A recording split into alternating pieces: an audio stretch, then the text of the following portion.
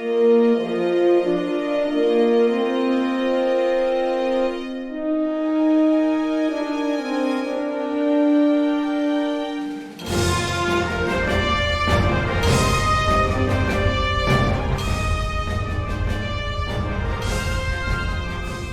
everyone. Thanks for checking out this special episode of Really Dicey. This is Manny, and I am here with Michael Dismuke. You may know me from Continuing Conversations, which is, of course, another podcast that's all about Star Trek Adventures RPG, and Continuing Missions, which is the #1 fan site for Star Trek Adventures RPG. Of course, I'm also a freelance writer for Star Trek Adventures, as is... How's it going, guys? Spader, freelance writer, working a lot with the Star Trek Adventures franchise. Been working on several books now and some digital releases as well. All right, excellent. I'm so glad that have a chance to talk to you both here, because we're going to talk about a very interesting topic, talking about Star Trek Adventures, the role-playing game, the horror aspects. How do you add elements of horror to Star Trek? And just to let people know that this is not, we're not going to go anything too gory, so don't worry. We're not going to, this is still PG. And in fact, Star Trek isn't gory in itself. There are elements of horror, I would say, but that's just it. It doesn't go anywhere too harsh, I would say. Would you both agree to that? Totally. I think one of the things is people sometimes mistake what horror is. It always has to do with gore, and it doesn't. Sometimes it does, and that can be scary in itself. But Star Trek over the generations, since it came out in the 60s, has had horror elements in many of the best episodes that we like. I mean, and so it was so great, Manny, when you brought this up. I started doing a little research, and as I started scrolling through the horror episodes, I was like, oh, these are some of my favorites. So I was glad you brought this subject up. Yeah, I think people mistake Star Trek as a series that I don't know. I think when people first hear Star Trek, they think it's a very intellectual show, and it is. It's a good conversation about ethics and morality. There's all of that, But there's once in a while there's just some episodes that we really like figure out. I don't know, even though this was meant to be horror, the episodes with the Borg, that blew my mind. I was like, what is this? And it was just unstoppable force that, and then when Picard was captured and we weren't sure it was coming back next season, that terrified me, Yeah, I think one of the key components of horror, especially when we're talking in science fiction, is the change to your normal routine, whether that be through like some type of psychic manipulation or some new threat that you aren't familiar with, changing the laws of physics. Things like that can all be attributed to a horror type story, because really horror it's more like a plot than necessarily an individual thing that you're adding to an episode. Horror films have several different types of plots that they follow, and I think every one of them can be applicable in a sci-fi setting. Yeah, I think I'm going to just kind of frame it a little bit too, is think about some non-Star Trek shows that are horror, but they're not necessarily gory, but you're on the edge of your seat. And that could be something like, I always think about Kathy Bates in Misery, where you're just terrified, and just one scene of the key trying to get into the door is freaking you out. And is she coming home? And so that kind of stuff actually plays in a lot of Star Treks where you don't know what's around the corner, or you don't know what's out to get you. And that in RPG terms, I know for Al plays in one of my games, it's when your players don't know what's coming is when you have horror. It doesn't necessarily need to be an axe murderer. It's just that sense of dread that does take some skill to weave into an RPG. So let's talk a little bit about that. So when you're running a game of Star Trek and you want to add those elements of tension a bit, where do you go? Like, what do you watch or read things first, or like where does your mind go when you prepare adventures like these? You want to go first, Al, or you want me to? Well, I would just, I would make sure that first my group knows what the expectations are. And if you build a level of trust with your group, there are things that you can do that maybe you wouldn't be able to do if you're just sitting down with someone for the first time at a convention, for example. I think that you always want to get consensus on what people are comfortable with before you decide what you want to do. Because if multiple people at your table aren't okay with mind control, for example, and that was something that you were going to put in, that might be something that you want to shy away from. I like, personally, when I'm developing the sense of this dread, I like twisting the laws of physics and making things not normal, because that puts a sense of unease in everyone because they don't know the immediate answer. Yeah, are they will? And the thing is, are your players willing to trust you with a game that might not have the standard Star Trek happy ending? I think about a story, one of my favorite Voyager episodes, which is kind of horror, called Darkling, and it's when the Doctor had that sub program that was super dark. And at the end of the episode, you don't know if he's really purged himself of that program. That leaves everyone like, man, this guy could come back at any time, you know. And we played some games. I remember a game that we played, which was a Star Trek Adventures module, and it was called Darkness. Really good module. And Al actually was one of the lead players in it because it was a very he's a flight controller at that time. And some of the things we did to create the element is how you describe the setting. And in this case, it was darkness. It was that every step they took, they couldn't see 10 meters ahead of them. And it was pretty riveting. Al, you can speak to it for yourself because you were on the receiving end of that. But that episode, to me, still, when I picture it, it's very dark when we played the game. And it had a sad ending, too. It didn't necessarily have a ha ending. And I consider that one of our best horror episodes. I agree with everything you said about, especially when you're playing with new players. I know when I go to conventions, I never do horror, or even certain tense situations, even like something like a superhero game that I've run a few times. That even then I have to kind of be careful and scale it back and make sure I don't do anything too stressful, or be careful I don't exactly bring up a situation where people become very uncomfortable. So that's definitely if you're playing with new players, especially, definitely talk to them about what kind of game you're setting up. You know what, horror has a really huge umbrella. It could be there's so many different types. There's, besides gore, there's also like folk horror, which tends to be the that's coming back into popularity again with like movies like Midsummer and similar movies like that. No, I actually want to talk about that before you skip off of that. I think it's good for people who are listening to know how wide the range of horror is, because for me, I'm not a blood and guts kind of person. Never. Like violence, to me, I did a podcast about minimizing violence in games. You may minimize violence. You don't have to minimize horror. So you have a large range to create horror. And I'd like to talk about that, because some of the things you could have is disease, which happens a lot in Star Trek. That's horrible.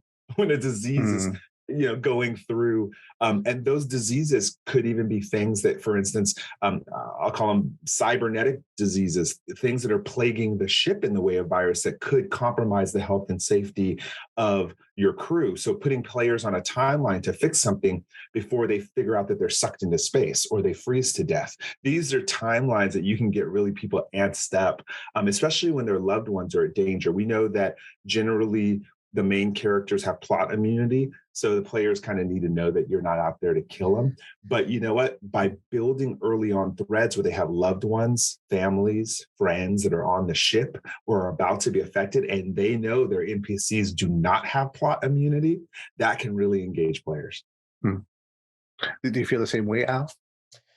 Yeah. I think that is a very good way to engage everyone.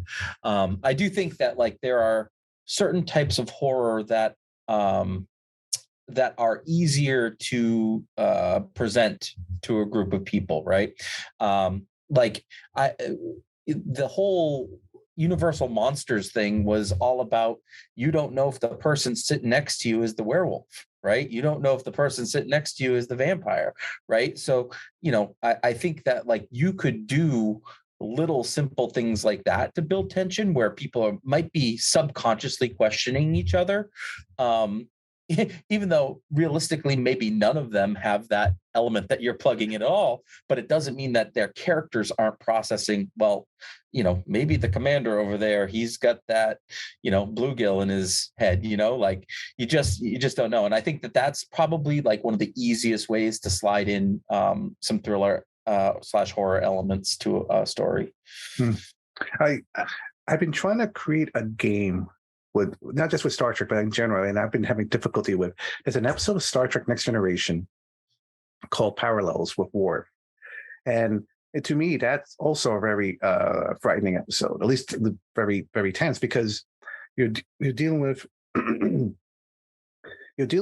like your sense of reality keeps getting distorted and changed, and what your foundation is, with your friends and where you're living at, and your family, it keeps drastically changing each time something. I don't want to spoil it for anyone who hasn't seen it. It keeps changing it whenever something happens. So I agree with you. You don't have to be scary. You have to go for scare. Well, yeah, and along the same veins, another TNG episode that really got me, and I thought it was so constructed well, like a stage play. And in fact, that was the buildup that it was a stage play, was when Riker, the episode Frame of Mind, where he was imprisoned by aliens and he's disassociated from reality, and what stage play, and these elements keep melding together. That was a brilliant episode, similar to Parallels, where this was horrible. He was in a horrible situation. And you could actually, if you could talk to your players, like sometimes I'll take a couple players aside and I say, hey, I'm writing this story. Are you willing to play along to create some horror? And this character is going to take the brunt of it. I know Al's one of my best conspirers on that. We lost his character for like 3 episodes. They all thought he was dead to create some horror. And if you can, as a game master, do that, you can create, Emmanuel, like episodes, Manny, episodes where the Worf character, whoever's that player character, doesn't know that the other player character is going to be acting along with you as the GM. And you can create some really fun scenarios that way that become super memorable games. Yeah, I'd just like to put a plug in for Monty Cook Games has a really cool checklist that you can give your players. And it basically goes through like all the different potential horror elements that could show up in a story, and the characters say, well, I would be comfortable role playing that. I would be comfortable if that happened off screen, or I'm not comfortable with that at all. I found that thing and fell in love with it immediately. And I've seen it passed around quite a bit on the internet. But it's a good way to get the pulse of your players, and to see what sort of little strings you can pull. Now, once you've built that level of trust, like Michael and I have, you can start doing more and more stuff with your players once they know that you're not out to get them, that you're just trying to tell a cool narrative. I like what Al said too about not knowing who the monster is. I think the way to ruin a good horror story is by letting them know in Act 1 or Act 2 who the monster is. That ruins the suspense. That ruins the tension. Because honestly, just like in real life, players' imagination is far worse than anything you were planning to do with them. So if you just build an Act 1 and Act 2 and don't let them know what the problem is, believe me, they're paranoia, and you just sit there like, maybe, that's a great way to build up suspense. So hide the monster if possible. So let's talk about game mechanics a little bit. So let me give you an example. Riddles. Like, it is not really horror, but sometimes I don't like in real life when I'm playing a game, role-playing game with someone, use real riddles, because sometimes they just won't get it, what if I've had that happen once, and I spent like hours and they just ruined the game. So what I've done is I use the mechanics of the game so that their characters can roll to see if they got the riddle, I realized you can also do that when it comes to horror. You don't have to try to scare your players. It's really the characters in the story that have to be really scared or tensed up. How would you use the mechanics of the game to help do that? Have you used that? So I've been recently prepping some Achtung Cthulhu to run at my store. And the awesome thing about the 2D20 system is that like across the board, rules are pretty much applicable to all the different games. And I was like, okay, so they do a lot with like mental horror and like, mental faculties disappearing and whatnot. And I was going to talk about that. And then I was flipping through this happy book, the Game Master Guide. And I got to page 212 and 213, where it talks about mental attacks. And it says that instead of having a physical beatdown with a batlet, characters can try to wear each other down mentally, and literally just because it's all goes to stress, but it's just a different type of attack. There's different, it talks about different resistances that you can have. Like if you've got a high morale at that time, or maybe if your XO just gave you the direct task, how you would have resistance against a mental attack. So that's one way. I know that people that like to use the old ones like to use like people going crazy and things like this, but this is one way to kind of like manage it in the same system. It's still just an attack. You use a slightly different resistance to that attack, and it comes off of your stress as normal. So that's one way that you can keep track of this type of stuff. So that's, I think that's one option. The other option is fatigue. And I don't know if you guys have followed up on the fatigue rules or anything like that, but it's also right here on page 213, where it's talking about when you take a point of fatigue, that means that you're worn out mentally or physically. So if something is scaring you, something is stressing you out, you can have the players take fatigue. And basically what that does is it lowers your maximum stress value by 1. And if your maximum stress value ever lowers to 0, then you just you pass out because you're too scared, essentially. So I think that both of those ideas could be a way to actually use mechanics to build the horror type feel. I have the favorite mechanic I use to build tension and fear in my players, and it's aptly named is threat. So what I'll do is in acts 1 and 2, I will pile it on and not spend it. I will pile it up. The most we've ever collected, I think, is I've had 41 points of stress. And it was a horrible episode in that they were stuck in a subspace tunnel, and these creatures that were coming after them were not going to be easily defeated. It was a module that Tony Pye, one of our contributors on Continuing Mission, had written. And I remember they were like, when are you spending this threat? And it translated into their characters' desperation. Like, we can't fight these people. We need to get out of here.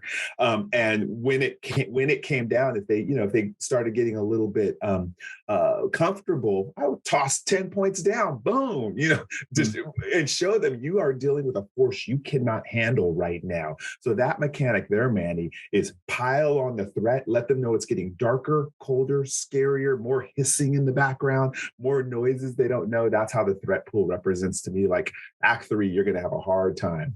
And I like that mechanic. So in your opinion, I'm going to shift the topic just a little bit. Let's look into like what makes space scary. Before I answer that, let me have you both answer it first. What is it about space that, even though we want to explore it, also we also have a sense of fear about it? It's funny. I think we've talked about this before, Alan, in a different interview, but people are more afraid of going in a submarine than into space. Like, if you think about just the idea of getting to a claustrophobic submarine and go down 5 miles and the creatures you see, and knowing that any malfunction means instant death, that's space. I mean, so even though they look real comfortable on the Enterprise, especially Picard's Enterprise, and they look like, we call it the love boat in space, they're 1 second away from death at any time. And I think it's actually very important for players to realize that. So weaving into episodes that, you can't make mistakes in space. And that alone, if your players don't understand that, then you need to have an episode just focused on that. So they really appreciate that they're in a cocoon, a life shell, trying to get from point A to point B. But it's a fearsome thing if you really think about it. Hmm. Yeah, and I think to follow that up, I think it's like the fear of the unknown. Like, yeah, we're all wanting to be explorers and to be discoverers and things like that, but what we don't know is often a terrifying thing in our head. So just something from a bizarre particle that you saw, that you've detected flowing through space that doesn't normally exist there, that can be scary if you describe it and play it up correctly and have it interact with the players or the ship in a way that they don't suspect. Yeah, things they don't understand. To back that up, is like, have a creature or something that does not communicate any way like we communicate, and it's not going to change. And that alone can create a disjointed feeling, because most players will fall into, okay, these people are beyond us. And that's a horrifying prospect sometimes when, for instance, if you have a creature we just played a game recently where the creature's sole purpose was to procreate through metamorphosis using bodies, and that's all they ever knew. So they needed a host body in order to come to be, and the players, when they figured that out, were like, oh no, it wasn't going to stop. The creatures could not exist without this function, and that creates a level of horror, meeting these creatures that just don't operate at all like we do. So speaking of creatures, and I'm going to use the word antagonists instead of like monsters, because I've noticed in Star Trek there's a theme where we may be enemies with someone, but eventually peace is always the goal. But has there been anything, maybe that's not just antagonists, but maybe hazards in Star Trek that, like when you think about it, always tenses you up, right? Like maybe from a special episode or a movie or a book?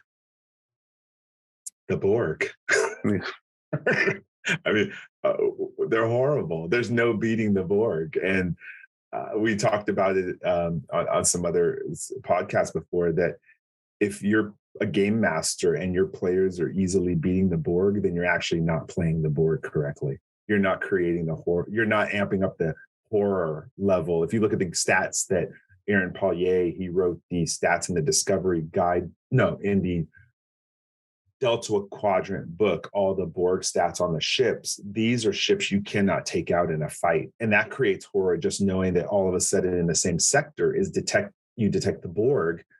Everybody on that ship should be trying to figure out how to get away from it. Mm-hmm. So you've got instant dread right there, just looking at those mechanics there, Hmm. Yeah. I think the Borg are cool, almost like a zombie parallel. Like if you really think about, if you want to attribute it to horror, I think that like equally so, the Undine were very terrifying once they showed up and blew up a Borg cube with a tiny little ship. You know what I mean? So I think that they're equally terrifying. The trilateral stature is very bizarre, and I think that they are. And I think fluidic space in general is very terrifying because it's so different than what we know. So that type of stuff, I know it was only like 4 episodes of Voyager, but I really fell for that. Yeah, and if you take it to the Coda novels, I don't know if either of you had the chance to finish the Coda novels. That Dayton Ward, David Mack, the third person just failed me on it, but the protagonists in there, the antagonists, they were from Star Trek: The Next Generation, the episode where the little energy modules were getting sucked into their heads. I just forgot their names, but that was a terrifying trilogy. If you had a chance to read it, called Coda, and it's knowing that your actions could mean the collapse of everyone you know and love, and destroy your very universe. These are real Star Trek level common themes. And the way they dragged it out, so you're seeing all the little timelines collapse and all your loved ones and favorite characters die. One of the good things in a game you could do as a game master is why don't you write the end of Spock your own way? Or why don't you write the end of Voyager characters your own way in a game? Scare your characters if all of a sudden B'Elanna Torres dies at the beginning of Act 1. Bring in major characters that they love and boom, use those and freak your character like, wow, this is a heavy game. And I felt Coda did that really well. I'm not going to give any more spoilers about it, but it's just that buildup. Again, you don't have to attack the players, but attack their environment, change their world, because they want to be stable. They love their world, right? And when you threaten that, that creates a really big aspect of war. And if you want to go back to the Universal Monsters comparison, like the changelings, if you find out that on your ship, one of the 100 changelings that were sent out is on your ship somewhere, who is it? You know what I mean? Like, I think that Battlestar Galactica did a great job with that in season 3 on who the final 5 Cylons were, right? That was like kind of the big subplot that was going on through that season. And I think you could do the same thing and build the same suspense if you know that somebody on your ship is a changeling, but you don't know who.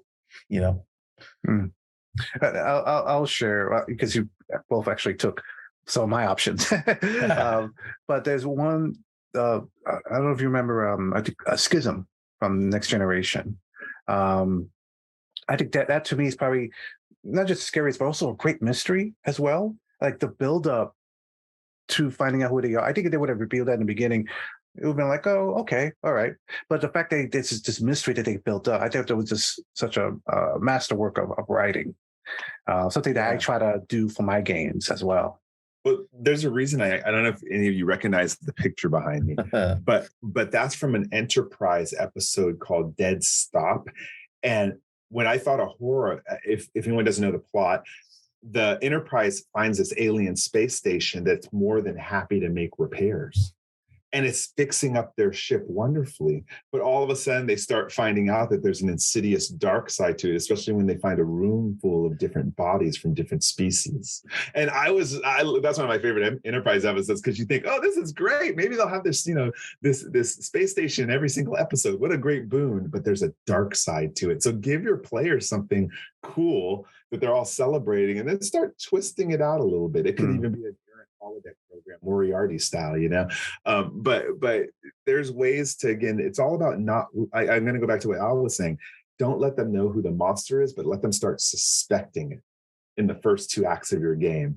Once the reveal happens, then they figure out, oh man, I'm in deep. It's kind of like when Picard and Data figured out that they were actually in the Moriarty program. Now they're like, oh my God, that was the act 3 at that point. So you could do a lot of fun with that, save that threat, make them do some extended tasks to figure it out, puzzle it out. You're talking about riddles. I translate riddles into extended tasks, where each level of the extended task, they get some information along the way that helps them answer the riddle. And it's funny, players actually feel satisfied, like they actually figured it out because of that. So that's one way to, break down riddles with the mechanics. And you can totally even do the big monster type horror. And I think of like Artemis, right? That's kind of a horror element, right? This is the collection of all evil from a species, essentially, right? and it's technologically better than you, and it actually kills a member of your crew. Like, I think that like you can do it if you weave it into a more science fiction type frame as well. Yeah, you can. I'm going to just, so now we're riffing off episodes. So it's really good because I'm thinking about all the different ways to construct it. So I was saying Act 1 and Act 2, don't let them know there's a monster, but then you can in Act 1 reveal the monster. I think about Discovery, Context for Kings, where they go onto the ship and bodies are mangled and twisted. And actually Act 3 reveals that there's not a monster at all. You're the monster. Ooh, that was like really cool how they twisted that, and they make the tardigrade the hero in that sense. So there's different ways to do it. Start with some shocking imagery at the beginning and have them reveal who the real monster is, which is normally could be themselves, which is really sad and scary. For anyone that may have trouble constructing something with a lot of tension, is there any books from that line would you recommend? I'm gonna plug Al. I'm gonna plug. He wrote 2 different mission brief modules, which you could really build into scary. And I played through some of them, and they are. One's called Anomalies, so you don't know what you're dealing with. You don't know what you're dealing with. And then recently he did Psychic incursions. And he did a really good job when I use those, or he uses them on us. You just don't know what you're getting, and you're not sure if pure science is going to solve it, or is this a mental thing, or is this an archaeological thing, and that again creates that tension that the players don't know the answer at first. And of course humans always think the worst, so they freak themselves out. You don't need to freak them out. So Anomalies and Psychic Incursions, I would have to plug those 2. They're the most malleable for scary mission briefs. Yeah, and I'll plug you right back too on the Utopia Planitia stuff, because we talk about space being scary, right? And we've got mining operations and salvage operations, right?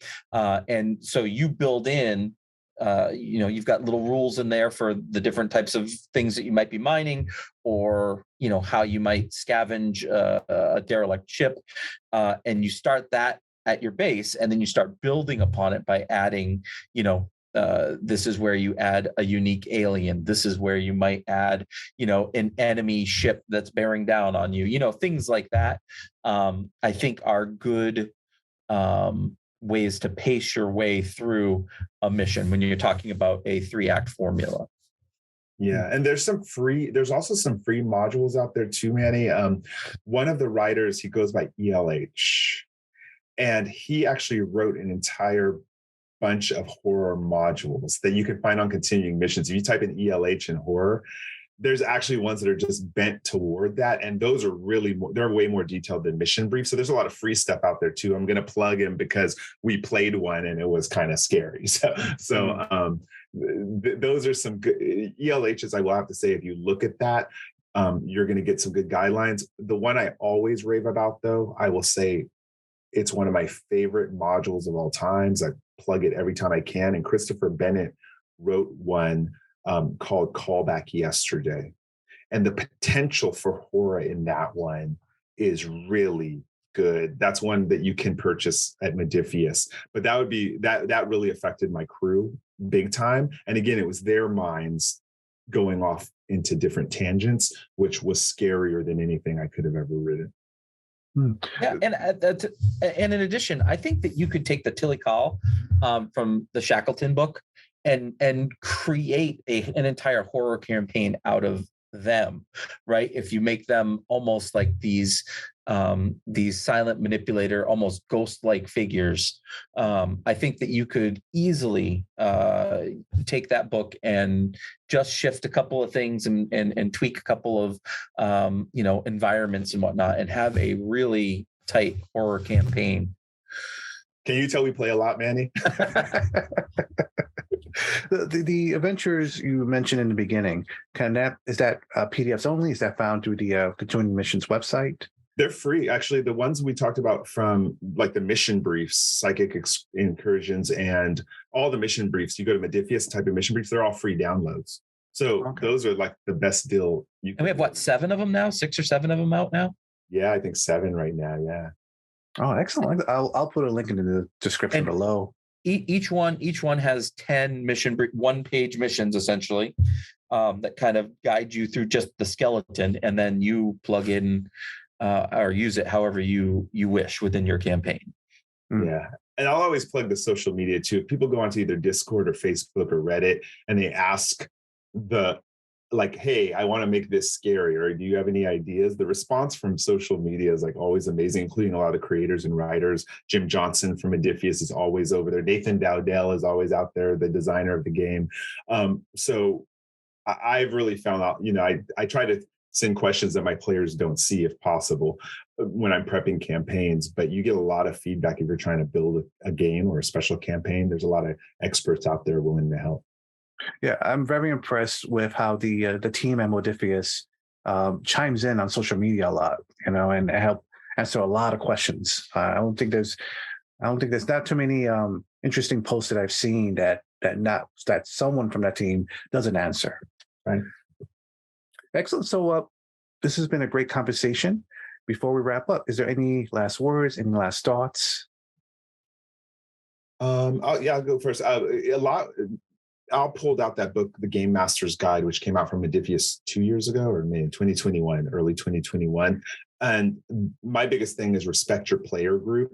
So build the trust, establish your rules, your code of conduct for your group, find out what they're acceptable in the way of gore, in the way of violence, in the way of horror, all those kind of mind control that, and then ask them to trust you. And then be good to your players, reward them for playing with you, and even stop a couple times during the game if it's getting really deep and check with everyone. Like, is it all right? Are you all right? Can you trust me a little bit longer? But you do want to check in. And once you go through that a couple times with your players, they're going to know that you're not out to kill them. And they're going to help you write a great story. They'll fall forward into the action. So that's my only thing is Game Master's Guide outlines that in detail. But if you really want to do a horror game, make sure everyone's going to feel good at the end of it, even if it's scary. Mm-hmm. Yeah, and I'll echo a little bit about what Michael said, but I really liked how you said that this is a story that we're writing together. And I think that horror is such a unique way of telling a story. It should never really be a gotcha, right? Because that can put a sour taste in some players' mouths, right? So obviously, if you have been playing with the same group for more than a year and you've got that level of trust, that's when you can start building that stuff in. But I would caution anyone from just springing it on a group of people without them knowing. And I think that you can learn a lot about a character if you put them through a moment where they're scared, right? And that's really what we're talking about when we're playing Star Trek Adventures is how does your character develop? How do they act? How do they react when things aren't exactly the way they think they should be, right? So you're pushing the characters to their limits mentally and challenging them to work through their fears. And I think that that's a really important piece if you wish to run a horror campaign.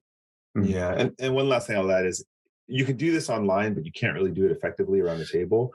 And on Discord, we're able to separate our players in some forums.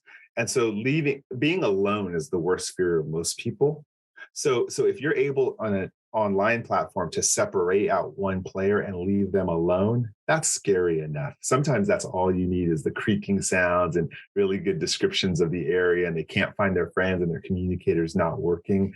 Play around with that maybe at first. Go soft shoe on them, But again, that only works really on a electronic an online environment if you can separate people into different rooms.